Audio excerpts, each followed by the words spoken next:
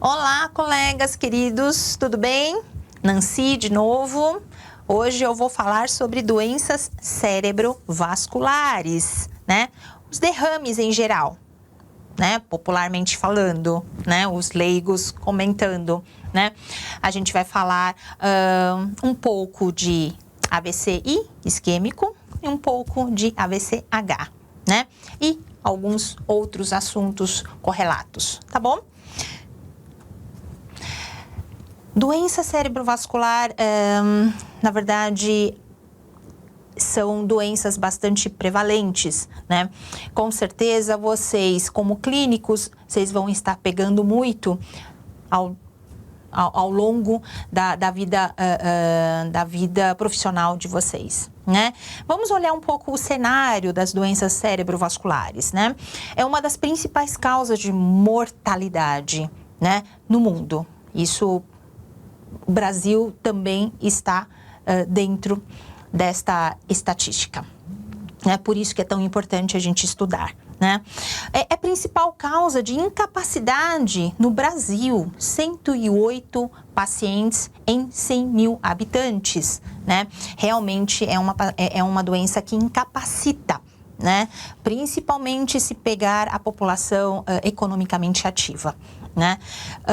Acomete principalmente indivíduos acima de 50 anos, mas hoje a gente sabe que com o aumento da expectativa de vida, muitos pacientes trabalham ainda com 50, 60 anos, né, de idade. Então, se esses pacientes ficarem com alguma sequela desta doença, da doença cerebrovascular, eles se tornam muitas vezes um profissional inativo, né? E isso economicamente para um país também é um impacto grande, né? Sendo homens 19% a mais que mulheres, tá?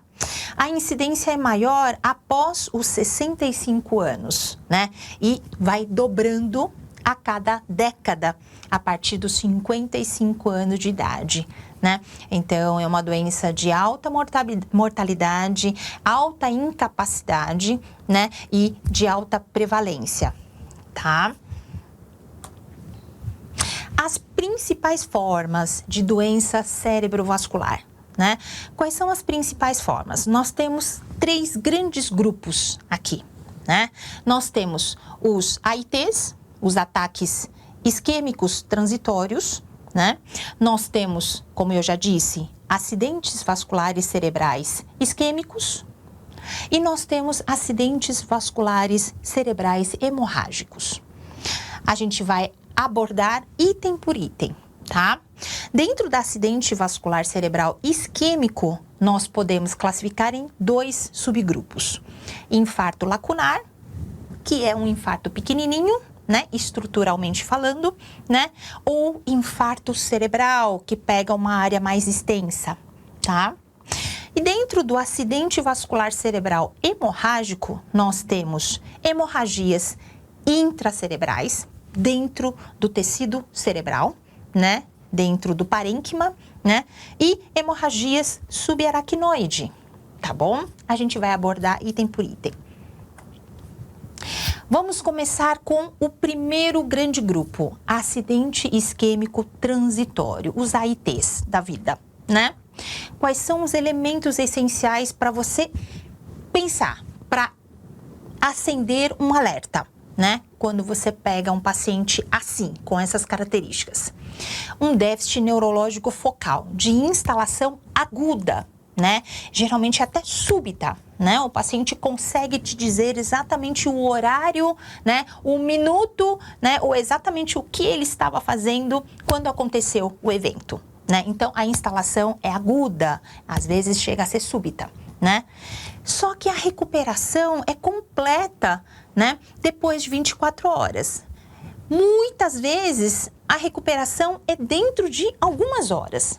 Muitas vezes, paciente chegando no pronto atendimento já praticamente assintomático, né? Então, sinal de alerta. O início súbito, né? O início agudo e recuperação completa do déficit em 24 horas, tá? Dentro de 24 horas, a gente classifica como AIT, tá bom? E o paciente geralmente tem algum desses fatores de risco, né? Para doença vascular. Geralmente está presente algum desses daí. Tem que ter pelo menos um presente. Diabetes, dislipidemia, hipertensão, tabagismo, né? Ou alguma outra doença que favorece, né, um quadro isquêmico, né? Trombótico ou embólico. Então, pensando em embólico, pensa nas doenças arrítmicas cardíacas também, tá bom? Ou valvares, né? Então, é isso. Ainda dentro desse grupo de AIT, vamos olhar qual é o cenário geral desse AIT. Geralmente, quem tem um AIT tem um alto risco de desenvolver um AVC isquêmico dentro de 3 meses. Por isso, tão importante você tratar, identificar e tratar esse paciente para que esse paciente não venha a evoluir para um quadro de AVC isquêmico dentro de 3 meses. Principalmente nos pacientes acima de 60 anos, tá?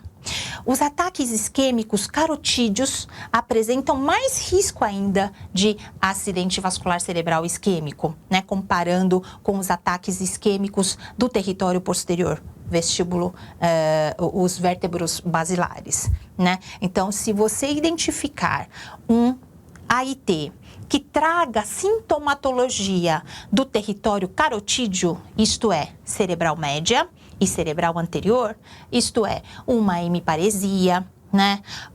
Uma hemiparestesia, uma afasia, né? Então, isso tudo do território, né, carotídeo, né, cerebral média, cerebral anterior, né? Então, acende um sinal de alerta, opa, é carotídeo, né? Isso de origem carotídeo, ele tem muito mais risco de desenvolver um AVCI, tá bom? Isquêmico, do que os de território posterior, né? Alguns nervos cranianos do tronco, né?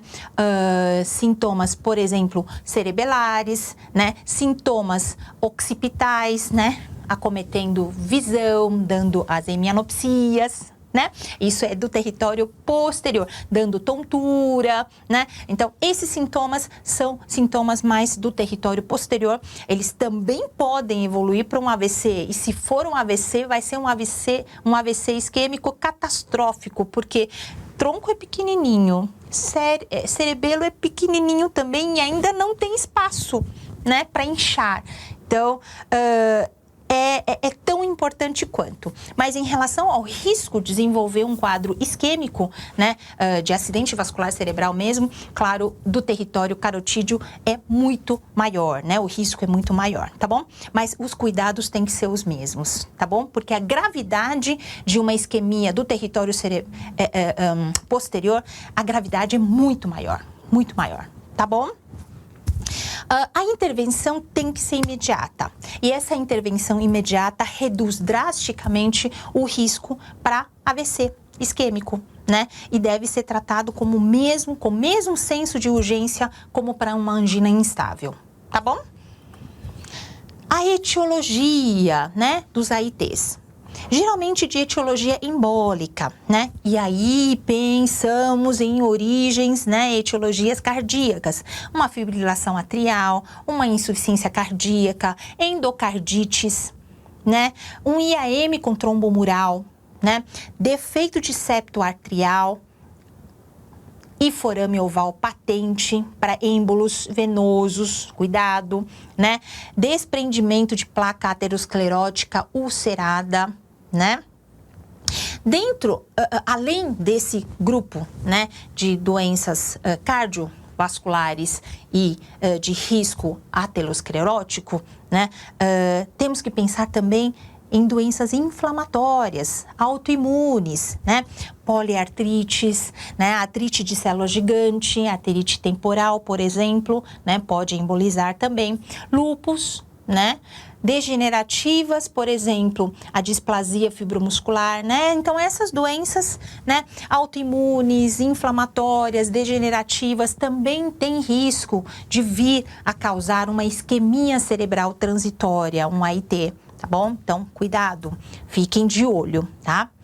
Doenças hematológicas, né? Principalmente as doenças que são trombóticas, são doenças que facilitam a ter trombose, né? Então, síndrome de anticorpo antifosfolípide, por exemplo, síndrome de hiperviscosidade. Então, todas essas doenças hematológicas também podem favorecer um quadro isquêmico e pode dar um acidente isquêmico transitório, tá bom? E depois vir a dar um acidente vascular isquêmico mesmo, tá? Então, cuidado, olhem para isso.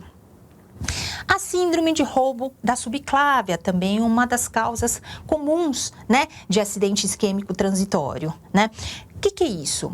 O sangue, ele é desviado para o braço quando há uma oclusão de uma das artérias subclávias próximas à saída da vertebral, né? Você consegue identificar, né, a síndrome de roubo da subclávia geralmente pela presença do sopro na fossa supraclavicular, tá? Então, o pulso radial às vezes é assimétrico, né? Existe uma diferença entre as PAs sistólicas, né? De um braço para o outro, de mais de 20 milímetros, né, de mercúrio. Então, dá para você identificar quando você suspeita de uma síndrome de roubo da subclávia, tá bom? Então, também fiquem alertos. Tudo isso, todo esse cenário, todas essas causas podem ser causas de um acidente isquêmico transitório. E sorte sua, né? Aliás, muito mais do que sorte, acho que é um pouco de obrigação, né, nossa, de identificar esses cenários etiológicos, de possível etiologia e tentar reverter, tentar pelo menos tratar, né, para minimizar ao máximo o risco de evoluir para um quadro isquêmico maior, né, um AVCI, por exemplo, né. Como seria o quadro clínico e a imagem, né, de um AIT?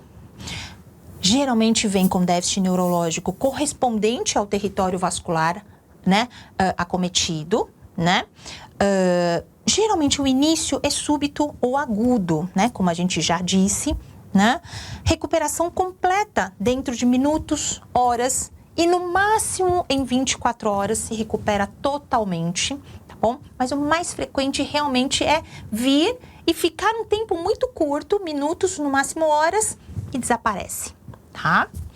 Raramente causa perda de consciência ou confusão mental aguda. Aliás, o paciente é muito consciente de contar como foi aqueles minutos ou horas com déficit, né?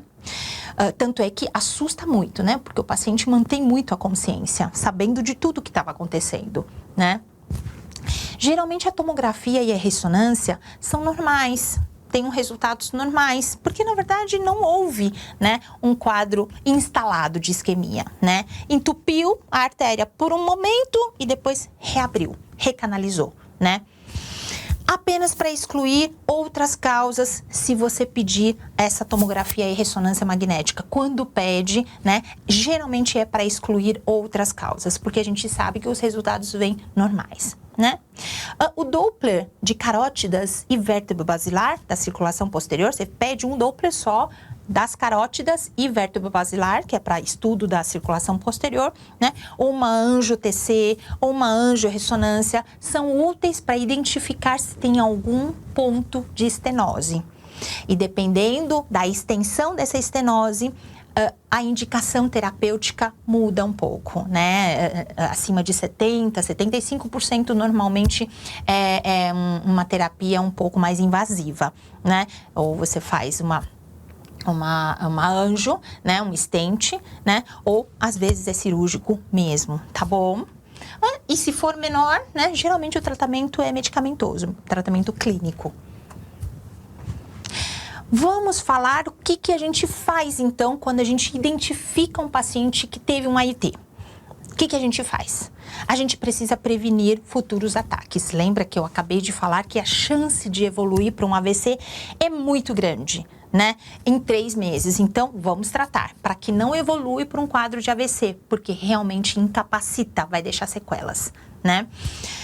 Tratar os fatores de riscos vasculares. Precisa identificar qual fator de risco vascular ou quais fatores de riscos vasculares que esse paciente tem e controlar todos os fatores, rigorosamente, tá bom? Para a gente reduzir esse risco de o paciente vir a ter um AVCI. Na ausência de hemorragias, vamos usar o antiplaquetário, né? Pode usar o AS, 100 mg, ou clopidogrel, 75 mg por dia. Um ou outro. O anticoagulante, se o paciente, né, tiver um quadro um pouco mais arriscado, né? Então, você pode estar deixando o INR de 2 a 3, principalmente naqueles pacientes, por exemplo, eu vou citar um exemplo só, que você, em vez de usar AS e clopidogrel como antiplaquetários, você vai ter que entrar com anticoagulante, um FA, por exemplo. Uma fibrilação atrial, não tem como, você tem que anticoagular o paciente, né? Uma valvopatia com alguma vegetação, vai ter que anticoagular, desculpe, mas tem que anticoagular. INR mantendo de 2 a 3, assim que possível, tá bom? Para minimizar a chance realmente de evoluir para um quadro isquêmico, né, instalado. Precisa internar.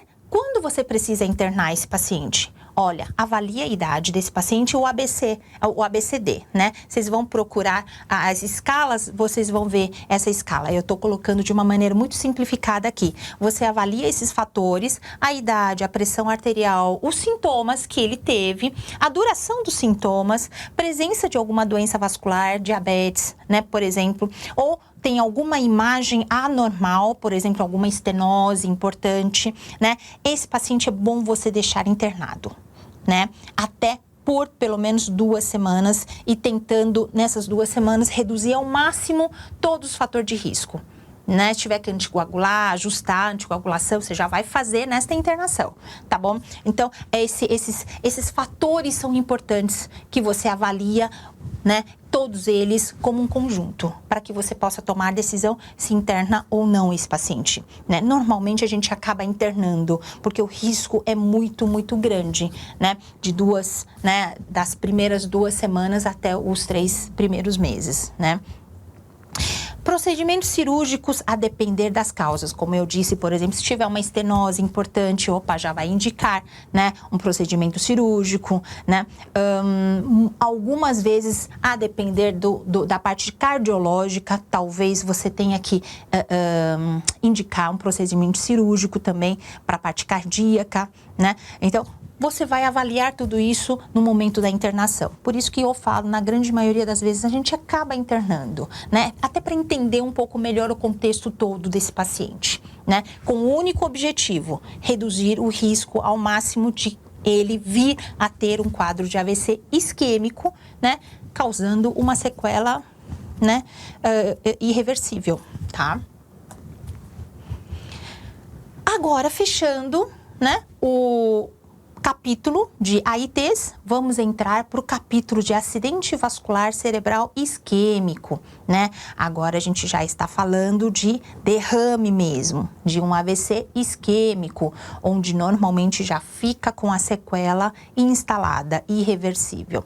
Claro que essa sequela pode ser muito bem depois minimizada, né? Recuperada parcialmente com reabilitações e tudo, né? Mas a gente ainda, além de reabilitar esse paciente para tentar recuperar ao máximo, né, a funcionalidade, a gente tem que trabalhar igualmente a AIT, minimizar o risco de ele vir a ter um outro episódio, né, deixando ele mais sequelado ainda, tá bom? Quais são os elementos essenciais para o diagnóstico? Súbito déficit neurológico, né? É agudo ou súbito, né? Correspondente ao território vascular acometido, né? Neuro é muito, né? A correspondência do território vascular com os déficits, né? Por isso que a gente consegue fazer o diagnóstico topográfico através dos déficits neurológicos, né? E analisar se o paciente tem alguma doença vascular, né? De risco vascular associada, muito parecido com a AIT, né? Os fatores de risco dos pacientes que vai evoluir para um AIT, um acidente vascular cerebral isquêmico, quais são os fatores de risco desses pacientes? E se tiver, você vai ter que controlar, né? Hipertensão, diabetes, dislipidemia, tabagismo, doenças cardíacas, doenças infecciosas, HIV, né? HIV entrou, né, como um dos fatores de risco, abuso de drogas, né, ilícitas, etilismo, né, histórico familiar de AVCs, né? Então, tudo isso entraram como fatores de risco. Se esse paciente tiver, né, algum desses fatores de risco, principalmente os controláveis, nós precisamos atuar, tá bom? Dentro dos acidentes vasculares cerebrais isquêmicos, nós temos 2 subgrupos, lembram? Nós temos as isquemias menores, né? E as isquemias mais extensas, né? As isquemias menores a gente chama de infarto lacunar e as isquemias extensas, infartos cerebrais. Vamos falar um pouquinho sobre infarto lacunar, né? Geralmente são lesões pequenas, né? Menor do que 1,5 centímetro, resultantes das obstruções das arteríolas terminais, então das pequenas artérias, né? Não é de grandes troncos arteriais, não, são as artérias terminais lá em cima, tá bom? E por isso que causam as lesões menores. Geralmente associada ao mau controle dos fatores de risco. Pois é, por isso que eu falo como é importante você controlar todos os fatores de risco, né? Porque se algum desses fatores de risco está mal controlado, olha o que dá, né? Pode dar um quadro de AVC isquêmico, deixando sequela, né, ao paciente. Os déficits neurológicos, ele pode se instalar subitamente ou agudamente, e aí ele vai progredindo por umas 36 horas, né? Mas depois disso, geralmente, ele se estabiliza, né?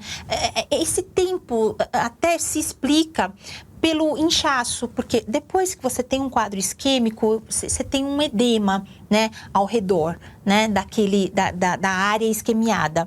E isso faz com que piore os déficits neurológicos, né? Mas depois desse período se estabiliza, né? E normalmente o prognóstico é bom, podendo evoluir com uma recuperação completa, né? Após 4 a 6 semanas. Se não houver uma recuperação completa, com a reabilitação, né? Pode ser que melhore bem parcialmente esses déficits, né? Então, o prognóstico geralmente é bom.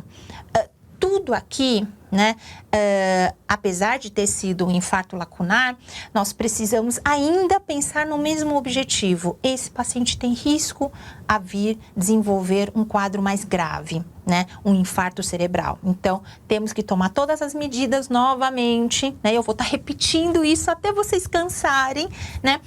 Vamos ter esse objetivo em mente, sempre pensando em reduzir o risco para um futuro AVCI mais extenso, tá bom? O tratamento, o que você faz? Igualzinho, né, o que a gente comentou sobre os AITs, que é objetivando exatamente o risco, reduzir o risco de ele vir a desenvolver um quadro de isquemia mais extensa, tá bom? É só você voltar para os slides anteriores, você vai ver igualzinho a AITs, tá bom?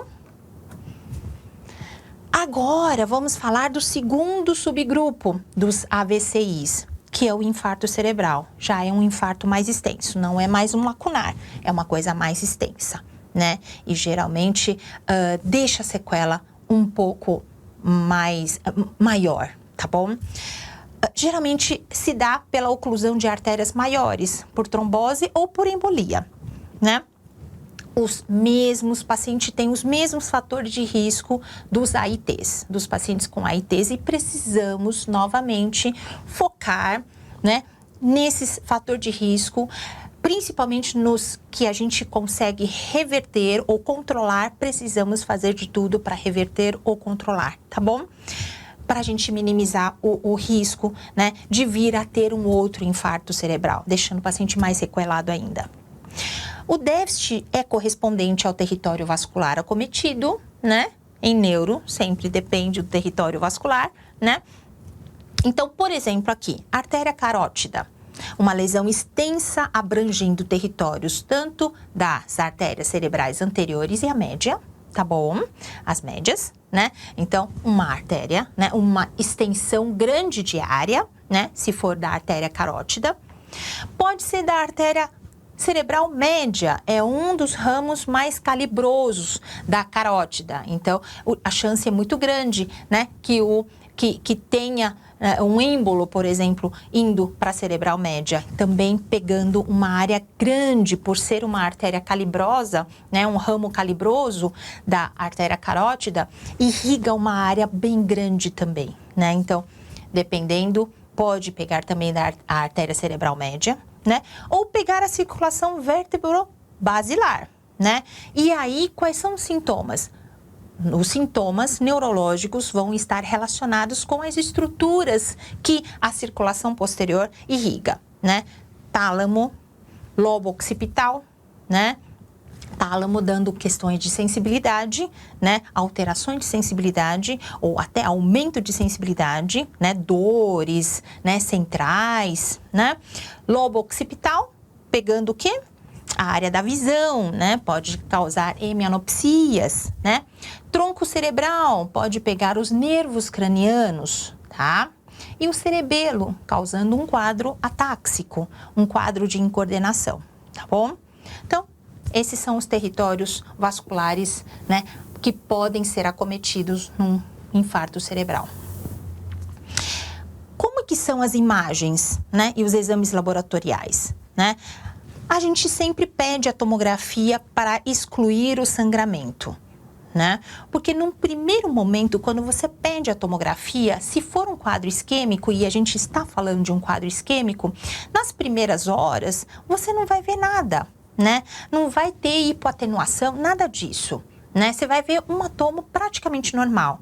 Então, por que você pede a tomo imediatamente? Porque você quer ter certeza se não foi um sangramento, né? Você quer ter certeza que foi um quadro isquêmico, porque a conduta muda completamente. Vocês vão ver, né? Então, você pede a tomografia de início só para excluir o sangramento, né? E outros diagnósticos diferenciais. Vai que foi um tumor, né? Vai que foi um abscesso que estourou, né? Então, assim, você precisa pedir uma tomografia para você excluir outras causas ou um sangramento, tá bom? Na fase inicial, as primeiras horas do quadro isquêmico, a ressonância comum até pode te dar um indicativo de edema já, né? Às vezes a tomo também pode dar um edema se for uma área grande, né? Mas normalmente a gente pede a ressonância por difusão, né? Porque é a fase da ressonância, né? É o modo da ressonância onde a gente consegue visualizar melhor um quadro isquêmico muito recente, né, pela retenção das moléculas de água, né? Então, a gente geralmente, se for algumas horas após o evento, pede uma ressonância, se for possível, por difusão. Você já vai ver brilhando aquela área, tá bom? Então, é um exame ótimo para você diagnosticar numa fase imediata, né, numa fase aguda de um quadro isquêmico. A angiotomo você vai pedir pensando numa possível indicação de tratamento endovascular, né? Você está suspeitando de um quadro embólico, né? Você quer fazer, né, ou trombótico, né? Você está pensando fazer uma trombectomia, né? Opa, você vai pedir uma anjo para identificar exatamente onde está o ponto da obstrução, já para fazer o planejamento junto com os cirurgiões, já para fazer o planejamento cirúrgico, né? Planejamento de tratamento cirúrgico para esse paciente, né? Exames laboratoriais para identificar todas as possíveis outras etiologias, né? Então, lembra que a gente falou de doenças hemáticas, né? Hematológicas, por exemplo, doenças autoimunes, por exemplo, que também podem ser etiologias para isquemia, né? Então, precisa investigar, tá? O tratamento, numa fase aguda, né? Você vai tentar reduzir. É possível reduzir os déficits? Sim. Vocês lembram da trombólise? Então, se a gente conseguir pegar paciente dentro de 4 horas do evento, esse paciente, ele está num auge do déficit neurológico dele e você pode reverter esse déficit para ele. Então, é importante que você diagnostique de uma maneira rápida, né, que o paciente chegue no pronto atendimento rápido também, né, dentro de 4 horas, para que ele seja um candidato para receber trombólise, né? E aí você precisa identificar que ele tem um evento a menos de 4 horas, opa, é um candidato, você precisa ter certeza de que foi um quadro isquêmico. Então, você pede uma tomografia para ver se realmente não tem nenhuma gotícula, nenhum indício de sangramento. Por quê? Porque se tiver qualquer indício de sangramento, você joga a trombólise ali, ele vai sangrar de vez, pode morrer. Então, faz a tomo, né? O paciente chegou com menos de 4 horas, faz a tomo para ver se tem algum indício de sangramento. E aí você não vê sangramento, pede uma angiotomo para identificar a artéria ocluída, né? Indicação de trombólise. Claro, não é tão simples, né? Existem alguns questionários que você precisa fazer para saber se o paciente tem alguma predisposição a sangramento. Por exemplo, uma cirurgia recente. Fez uma cirurgia recente, você não pode trombolizar, né? Vai que sangra, né? Na incisão cirúrgica, no leito cirúrgico, né? Não pode, né? Então, tem alguns questionários que você precisa fazer para colocar o paciente como elegível, né? Para trombólise. E como se faz? RTPA. 0,9 miligramas por quilo, né? No máximo 90 miligramas, né? 10% dado em bolos em 1 minuto e o restante você vai dar, né, em 1 hora, tá bom? Vai fazer trombólise, tá? Cuidado com a pressão arterial, fica de olho para não exceder de 220, né, a sistólica, né? Porque pode ter o risco de sangramento, né? Ou você pode fazer embolectomia, tá bom? Então, é importante aqui, né, para que a gente possa identificar, principalmente esse paciente, se ele tiver critérios, né, de elegibilidade, você vai indicar um tratamento que é muito eficiente para reverter os déficits neurológicos, tá? Passou dessa fase, não dá mais para fazer trombólise, né? Ou não dá mais, não tem mais indicação de fazer embolectomia. Não dá mais para fazer nada, né? O que você faz? Então, você vai trabalhar de novo, aquele objetivo que eu sempre falo, na prevenção de recorrências, né? Então, numa fase crônica, para prevenção das recorrências, igualzinho as mesmas orientações, todas para os pacientes, como se fossem pacientes que teve AITs. Tá bom? Objetivo, reduzir a chance de vir a ter um outro evento isquêmico que vai sequelar o paciente mais ainda. Fechando então o capítulo dos grandes, né, grandes quadros isquêmicos, né? Vamos falar então um pouco de quadros hemorrágicos, né?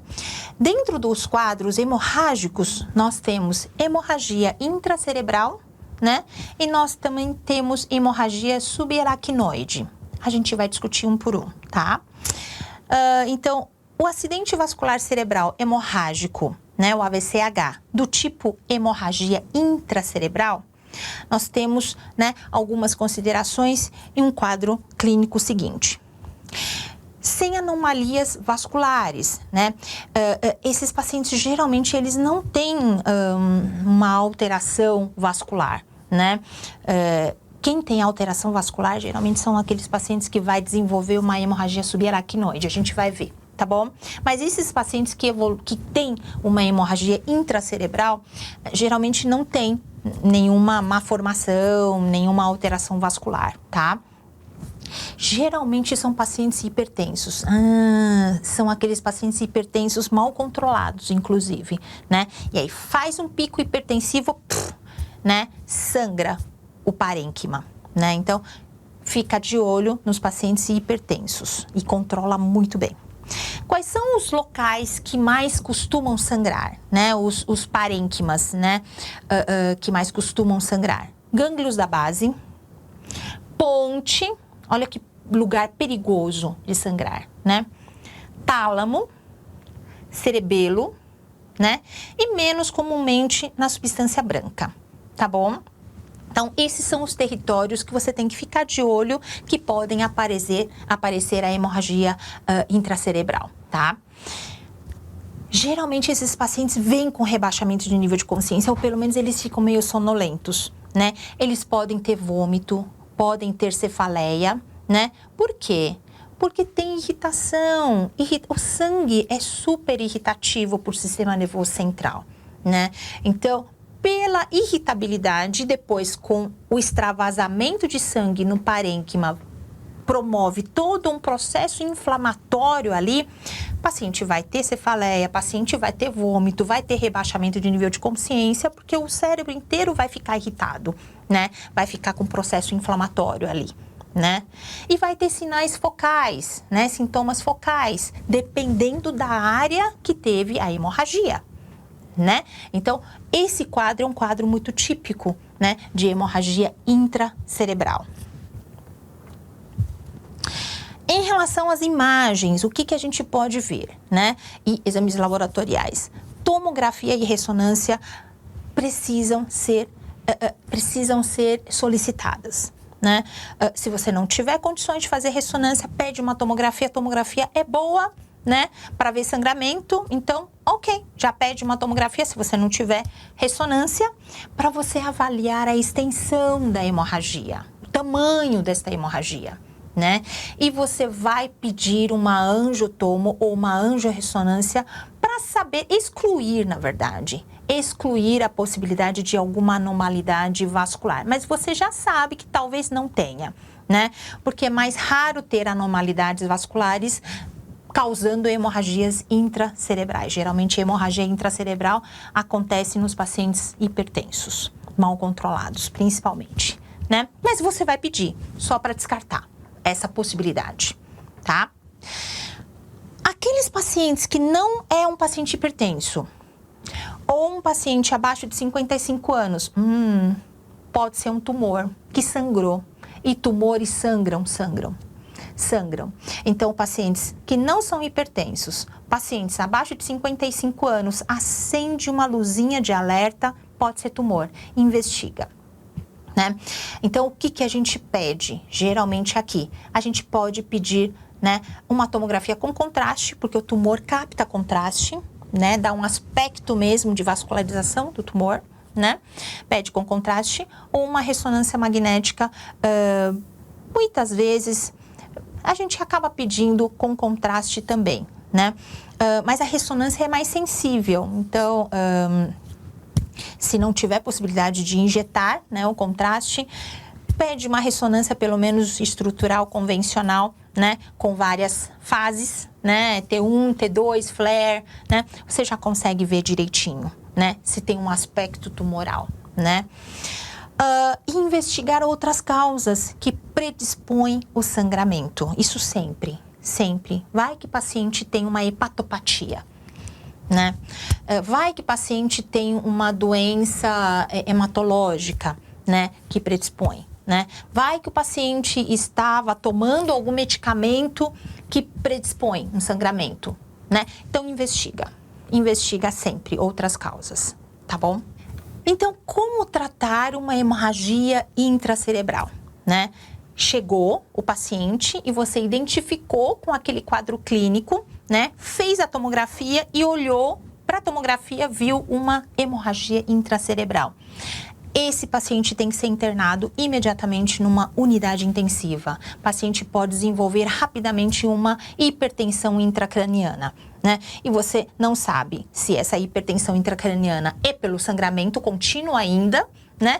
Ou pelo próprio processo inflamatório que vai edemaciar esse cérebro, né? Então, imediatamente UTI, tá bom? Mantendo PA entre 14, PA sistólico, tá bom? Entre 14 e 18, sempre.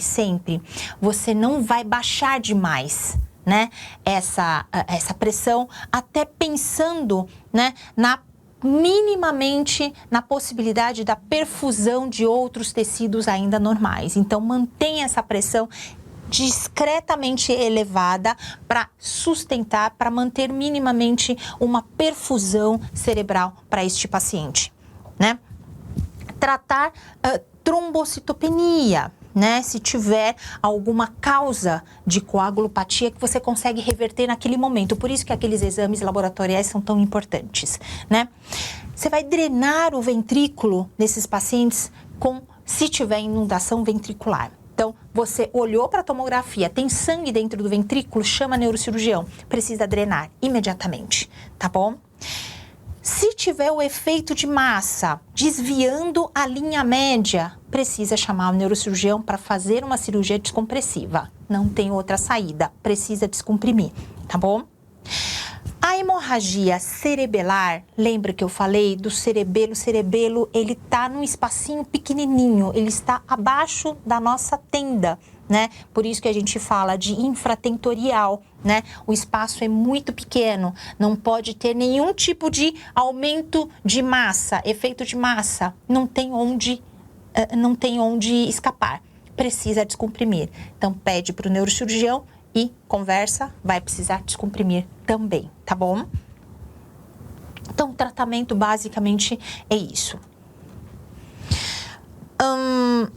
Aqui, olha, voltando para ainda tratamento, né, da hemorragia intracerebral, e eu não coloquei aqui porque na verdade não é indicado. Muita gente quer dar anticonvulsivante, né, profilático aqui. Não, anticonvulsivante profilático para hemorragia intracerebral e lá na hemorragia subaracnoide também, né, não tem mais indicação com o objetivo de profilaxia, não tem. Se o paciente desenvolver um quadro convulsivo, sim, aí você dá o anticonvulsivante. Mas o paciente não desenvolvendo a crise convulsiva, não se dá, tá bom? Então, só essa lembrança. Agora sim, vamos passar para a hemorragia subaracnoide. Quais são as características marcantes, né? A gente já citou algumas coisas, né? Quando a gente falou de hemorragia intracerebral, a gente deu algumas diferenças, né? Mas aqui a gente vai aprofundar um pouquinho mais. As características marcantes: cefaleia súbita, intensa. Inclusive, os pacientes falam que parece que explodiu algo dentro do cérebro. Ou parece que alguém deu uma machadada na cabeça, né? Então, um balão que estourou, né? Estourou alguma coisa dentro da cabeça. Então, essa descrição de uma cefaleia súbita intensa 10 em 10 é muito, muito marcante, tá? Geralmente o paciente chega com sinais de irritação meningia. Imagine, eu já tinha comentado, o sangue no sistema nervoso central é irritativo, né? Extremamente irritativo. Então, vai irritar a meninge, né? Então, você vai pegar todos os sinais de irritação meningia. Quais são? Vai ter rigidez de nuca, né? Sinais de Brusinski, né? Laseg, né? Koenig, né? Todos essas manobras, esses testes, provavelmente vão te dar o indicativo do sinal de Laseg positivo, sinal de Brusinski positivo, sinal de Koenig positivo com rigidez de nuca, tá bom? O paciente vai ter alteração do nível de consciência, porque o sangue é irritativo, causa todo um processo inflamatório de uma maneira difusa, né? Então, vai acometer o sistema atencional, né? Então, o paciente vai vir com um rebaixamento de nível de consciência, né? E, normalmente, aqui nós não vamos ver um déficit focal, porque o sangramento, ele é difuso no espaço subaracnoide, ele não é intracerebral, né? A gente vai ter déficits neurológicos focais numa hemorragia intraparenquimatosa, intracerebral, né? Quando pega tecido cerebral mesmo, e dependendo do local da hemorragia, vai vir um déficit neurológico correspondente, né, à função daquele local. Aqui não.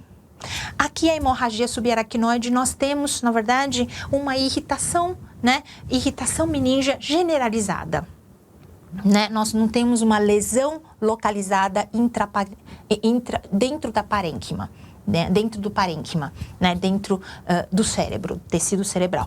Então, não vai ter um sinal localizatório, não vai ter um déficit focal, tá? Então, essa é uma das principais diferenças em relação, né, entre hemorragia subaracnoide e hemorragia intracerebral. Intracerebral tem um déficit focal neurológico e aqui geralmente não tem um déficit focal neurológico, tá?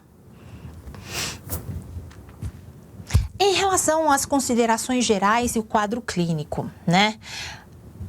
A espontânea, né, ou não traumática, né, as causas espontâneas ou não traumáticas geralmente é causada por rotura do aneurisma sacular ou uma malformação arteriovenosa, né? Então, quando existe uma hemorragia espontânea ou ela não é traumática, pensa, aqui tem uma anormalidade vascular, aqui tem um aneurisma, né? Aqui pode ter uma MAVE que estourou, né? Então, pensa, aqui então a angiotomo é obrigatório, tá bom? A cefaleia súbita é súbita e de forte intensidade, como eu disse agora há pouco, né? Geralmente em trovão, em explosão, em machadada, né? São dores de cabeça muito, muito intensas e súbitas, tá? Acompanhando a náusea, o vômito, tudo de irritação meningia, né? Tudo de hipertensão intracraniana, né? E rebaixamento de nível de consciência, podendo evoluir só por essa irritabilidade tão grande, meningia, e um processo de processo inflamatório tão importante, pode chegar a um estado de coma ou até, né, matar o paciente, né? Geralmente o paciente tem os sinais meníngeos, né? Como a gente já comentou agora. Em alguns pacientes, mas assim, isso não vai ter muito valor, né? No momento que você já pegou uma hemorragia subaracnoide, mas isso é uma curiosidade. Alguns pacientes, eles comentam sobre uma dor de cabeça, né? Horas ou dias antes do evento da hemorragia subaracnoide, né? A gente acredita que essa cefaleia sentinela, ela pode ser o primeiro indicativo de que, por exemplo, um aneurisma deu uma expandida ou, de repente, deu uma babadinha de sangue, né? E aí deu uma dor, né? Muito grande, muito intensa, mas logo depois cessou, porque não chegou a estourar totalmente, né? Então, a gente acredita que na história a gente identifica essa cefaleia sentinela e a gente sabe que, na verdade, é o processo de aumento ou de rachadura, né? Babação mesmo, né? De sangue do aneurisma ou até do MAVE, tá? Apenas por curiosidade aqui. Em relação aos exames, né, tanto laboratoriais quanto de imagem, tomografia e angiotomo, né, são super importantes para, além de avaliar a extensão, né, do sangramento, quantidade, né, do sangramento, edema, processo inflamatório todo, né. A angiotomo, como eu já disse, é super importante para a gente identificar alguma anormalidade, né, anomalias vasculares, porque dá para tratar. Tanto MAVE quanto aneurisma hoje a gente consegue tratar, tá? Então precisa identificar. E quando é uma hemorragia subaracnoide, na grande maioria das vezes é uma anomalia vascular, tá bom? Então identifique e vamos já procurar, né, um tratamento. Se a tomografia é normal, às vezes só estourou, né, e babou um pouco de sangue. E aí quando você olha para a tomografia, você não vê, né? Tem um certo... A tomografia tem uma acurácia, né, que não é tão boa, né?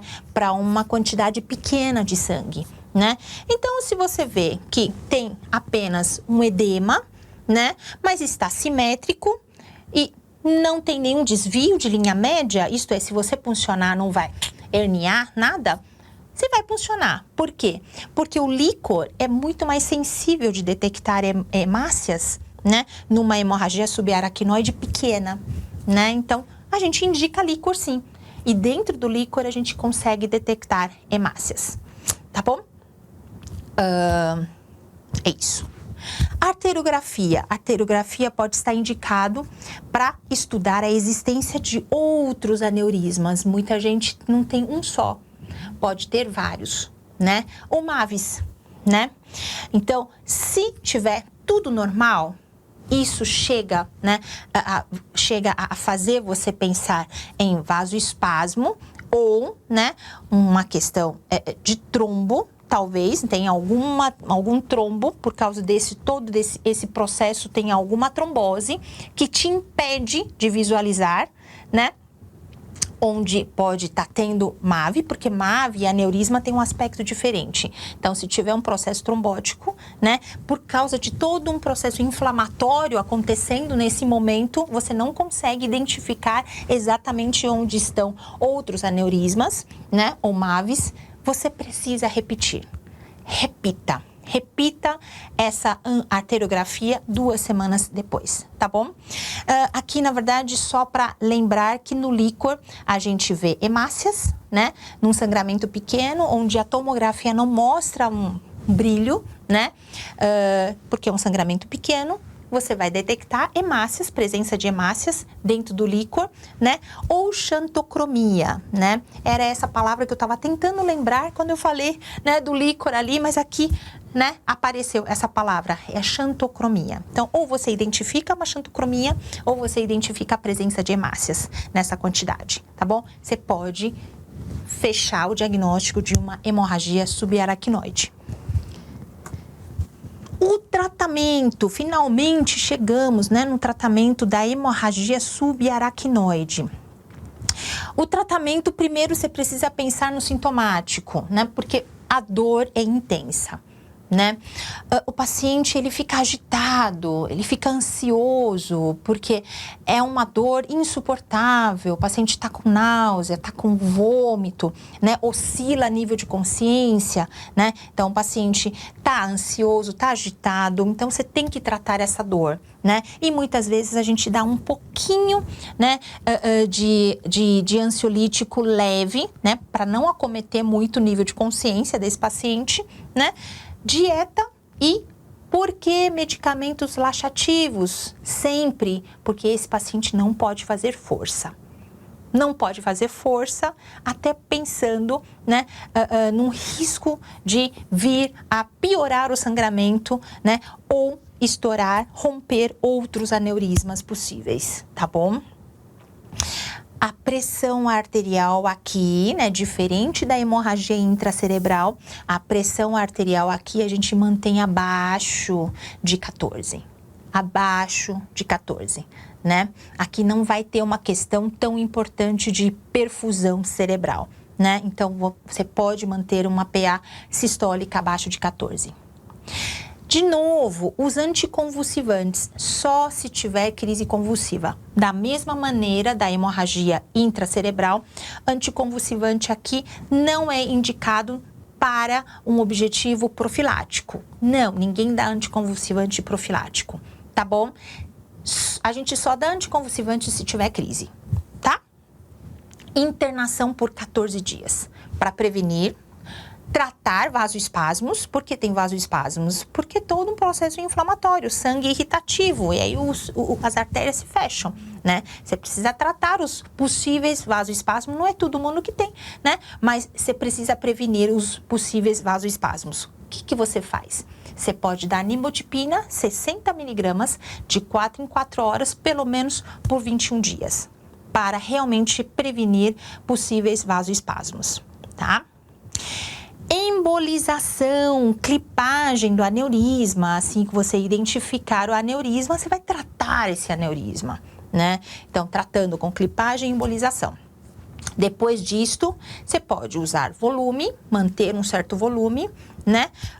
Para induzir uma... Agora você pode induzir um pouco de hipertensão leve, né? Para quê? Não para perfundir. Não para no sentido de prevenir a hipoperfusão, né, no raciocínio que a gente tem quando tem hemorragia intracerebral. Não. Aqui, na verdade, você mantém volume e uma pressão ligeiramente alta, claro, depois que você resolveu o aneurisma, tá bom? Isso só depois de resolver a aneurisma.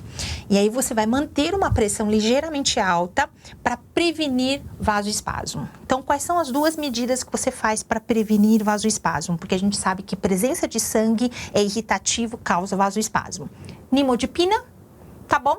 E manter, depois de tratar o aneurisma, manter a pressão ligeiramente alta e manter um volume ligeiramente alto, tá bom? Para esse paciente. Quando você vê que o paciente está desenvolvendo uma hidrocefalia, né? Uma hidrocefalia intracraniana, né? O que você vai ter que fazer? Chama neurocirurgião, vai ter que derivar, né? Faz uma derivação intraventricular para resolver a hidrocefalia naquela fase aguda, subaguda. Não é uma DVP, não é uma derivação, né, ventricular peritoneal, não é uma coisa definitiva, né? É apenas naquele período, né, para resolver a hipertensão. Então, pode ser uma derivação intraventricular, né, apenas. E ficar de olho se o paciente não vai evoluir para essa síndrome chamada Salt-Westing, né? Que vai causar edema cerebral e hiponatremia. Então, se o paciente estiver evoluindo para essa síndrome, reposição, tanto via oral lenta, né, com via oral ou intravenosa, né, com a solução salina, tá bom?